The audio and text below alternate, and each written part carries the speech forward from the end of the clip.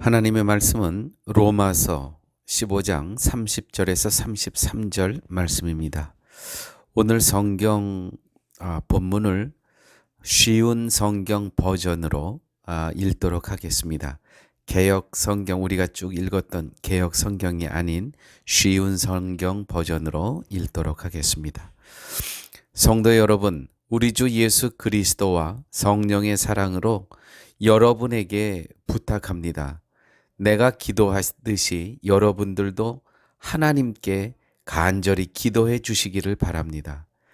유대에 사는 믿지 않는 사람들에게서 나를 구해달라고 기도해 주시고, 내가 예루살렘에 가져가는 구제 헌금을 그곳 성도들이 기쁘게 받을 수 있도록 기도해 주십시오. 그렇게 되면 나는 하나님의 뜻을 따라 기쁜 마음으로 여러분에게 가서 여러분과 함께 쉴 수가 있습니다. 평강의 하나님께서 여러분 모두에게 함께 하시기를 바랍니다. 아멘. 사도 바울에게서 찾아볼 수 있는 참된 믿음의 모습이 무엇이라고 생각하십니까? 하나님 앞에서 자신을 바르게 인식하고 있었다는 것입니다. 나는 누구인가라는 것을 바르게 인식하고 있었다는 것. 자신에게서 나타나는 모든 일들은 하나님이 일하시기 위해서 자신에게 나타나신 것이지 자신의 능력이 아님을 잘 알고 있었다는 것입니다. 끝까지 자신은 쇠하여지고 오직 주님만 높여지는 그러한 삶을 살았다는 것이죠.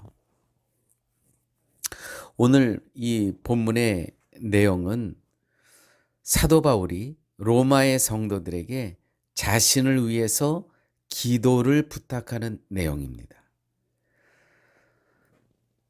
내가 지금 예루살렘으로 당신들이 그 마케도냐와 아가야의 성도들이 구제 헌금을 모아놓은 것이 있는데, 그것을 갖고 예루살렘의 가난한 성도들을 위해서 갖고 간다. 이러한 상황 속에서 그들은 늘 자신을 죽이려고 했던 사람들 아닙니까? 그래서 자신의 생명을 위해서, 생명의 보존을 위해서 기도를 부탁하는 내용이 오늘의 본문의 내용입니다. 바울 자신이나 로마의 성도들이나 그리스도 앞에서 전혀 다를 바 없는 성도로 여기는 가운데 기도를 부탁합니다. 한번 생각해 보십시오. 사도 바울은 당시에나 지금이나 이만한 선교사도 없고 이만한 목회자, 이만한 학자도 없습니다. 그런데 사도 바울은 기도를 부탁합니다. 믿음의 우월함이 없이 십자가 아래서 모든 이가 평등함을 고백하며 겸손함으로 부탁한다는 것이죠. 그러므로 우리가 신앙생활을 하면서 교회 공동체 안에서 믿음의 우월감을 가져서는 안 됩니다. 내가 몇 년 내가 신앙생활을 했는데 나의 직분이 목사고 장로고 안수집사고 권사고 이런 거는 아무 관계가 없습니다. 또 우리의 가문은 몇 대째 믿음의 자손들이고, 또 우리 가정은 선교를 위해서 이 교회 건축을 위해서 얼마만큼 이바지했고, 이런 모든 것들이 주님 앞에서는 아무 십자가 은혜 안에서는 아무 관계가 없다는 것입니다. 이렇게 학문 지성적으로 또 그 선교의 역사성에서 이만큼 훌륭한 사도 바울처럼 훌륭한 사람이 어디 있겠습니까? 그러나 십자가 아래서는 평등한 겁니다. 그의 은혜 아래서는.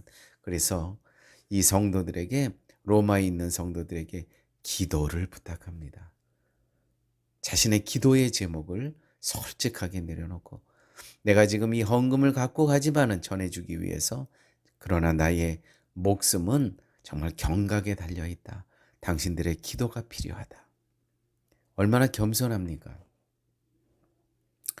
유대인에게 있어서 사도 바울은 배신자입니다. 유대인들을 배신한 사람이에요. 실제로 그동안 유대인들은 예수님을 죽인 것처럼 바울 역시 죽일 기회를 많이 엿본 것이 사실입니다. 그런 와중에 예루살렘으로 간다는 것은 어찌 보면 너무나도 무모한 일입니다. 구제한 돈을 잠시 나누었다가 나중에 전해줄 수도 있는 일 아닙니까? 그러나 사도 바울은 늘 하나님과의 교통한 가운데 하나님의 마음을 아는 것이죠. 지금 저 궁핍함에, 배고픔에 굶주려 있는 저들을 향한 하나님의 마음이 바울 사도의 마음에 그대로 전달된다는 것이죠.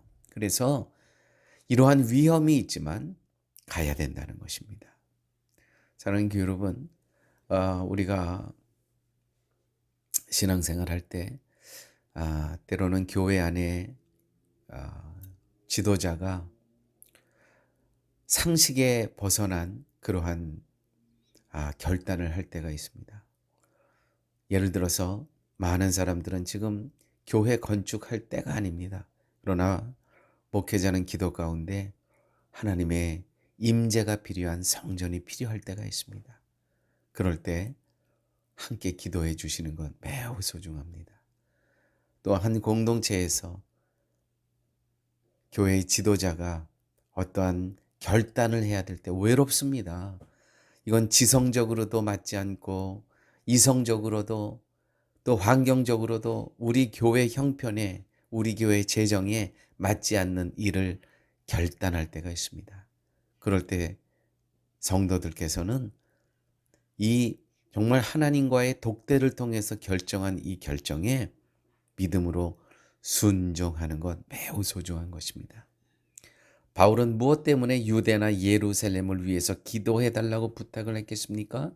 기도라는 것은 내가 필요한 것을 얻어내기 위한 수단이나 방법으로 존재하는 것이 아니라 인간은 결코 할 수 없음에 대한 고백으로 존재한다는 것이죠.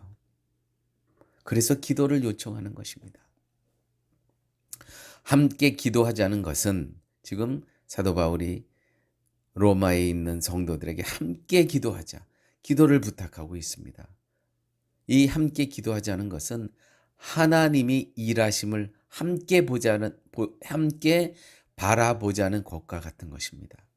나도 역시 하나님의 쓰시는 대로 사용되어질 수밖에 없는 도구임을 드러내는 것이 바로 기도인 것입니다. 주님, 저도 주님의 일에 사용하여 주옵소서. 저를 쓰시옵소서. 나의 일에 주님을 초청하는 것이 아닙니다. 너무나 많은 경우에 성도들은 내의 욕심에 내가 하고 싶은 일에 하나님을 초청합니다. 매우 잘못된 기도이죠. 성도는 하나님의 일에 주님, 저도 사용하여 주옵소서. 저도 쓰시옵소서. 이것이 바른 기도입니다. 그래서 성도는 기도에 힘써야 되는 것입니다. 그 내용은 무엇입니까? 주님, 주님의 일에, 주님의 복음의 사역에 저도 사용하여 주옵소서. 함께 기도하십니다. 아버지 하나님, 감사합니다.